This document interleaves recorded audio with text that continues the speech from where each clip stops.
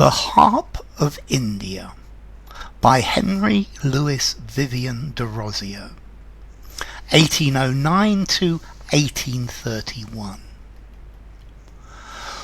Why hangest thou lonely on yon withered bough? Unstrung for ever must thou there remain? Thy music once was sweet, who hears it now? Why doth the breeze sigh over thee in vain? Silence hath bound thee with her fatal chain. Neglected, mute and desolate art thou, like ruined monument on desert plain. Oh, many a hand more worthy far than mine once thy harmonious chords to sweetness gave, and many a wreath for them did fame entwine, of flowers still blooming on the minstrel's grave. Those hands are cold. But if thy notes divine may be by mortal wakened once again, harp of my country, let me strike the strain. Okay, this is a poem by Henry Derozio. Let's see. Derozio was of Portuguese and British and Indian descent, but he considered himself to be an Indian.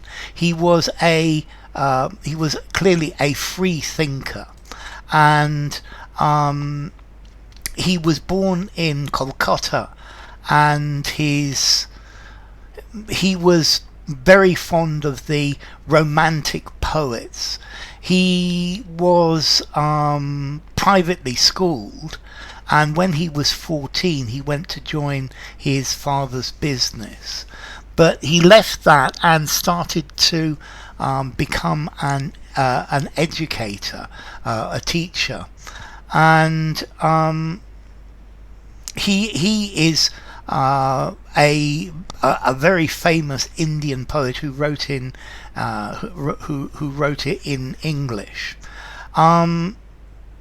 He's the first national poet of modern India, and Anglo-Indian poetry begins with him. So what's this poem about? Well, this poem is about about Indian poetry. It's mourning the loss of the poetic tradition, and it's his hope to revive the poetic tradition. And he is he is saying that he's using the harp as a metaphor. And he's saying that yes, there used to be sweet music and sweet harp music, but nobody plays the harp anymore. No, there is a completely lost poetic tradition which used to be a wonderful thing, and he wants to revive that. And I think this poem is echoing Thomas More's "Dear Harp of My Country." Thomas More was an Irish poet. So, why hangest thou lonely on yon withered bough? So why are you hanging over there on that dried up branch? And this is he's talking directly to the harp. He's asking why the harp is there alone with nobody using it. Why is it abandoned and neglected? The harp is a symbol of beauty, harmony, of Indian poetry. Unstrung forever, that must thou there remain.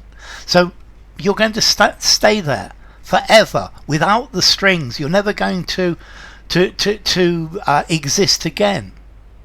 Thy music once was sweet, who hears it now?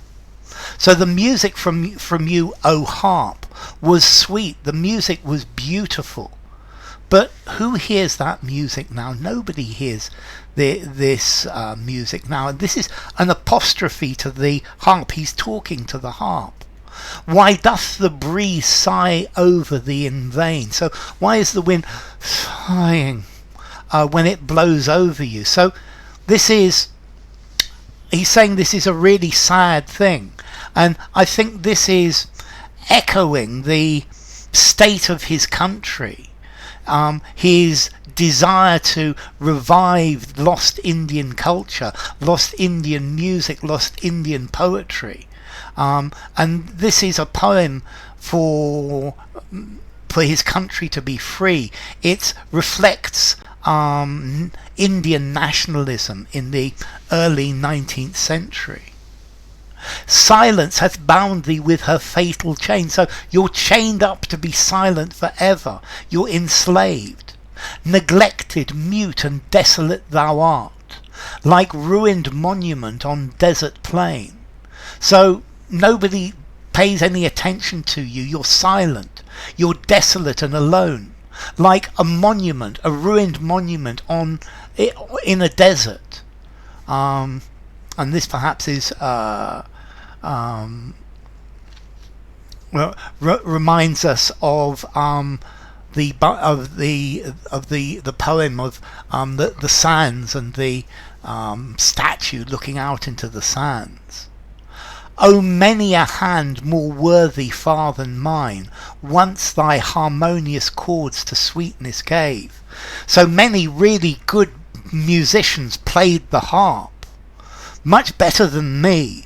Many wonderful poets made music with you. And many a wreath for them did fame entwine of flowers still blooming on the minstrel's grave.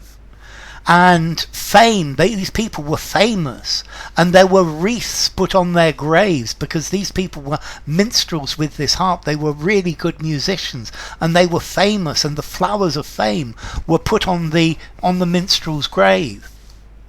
Those hands are cold, but now nobody plays the harp. But if thy notes divine may be by mortal wakened once again, but if it's possible to awaken the notes of the harp again, to awaken the beauty and harmony of India, the music and culture of India, the poetry of India, harp of my country, he's directly talking to his country.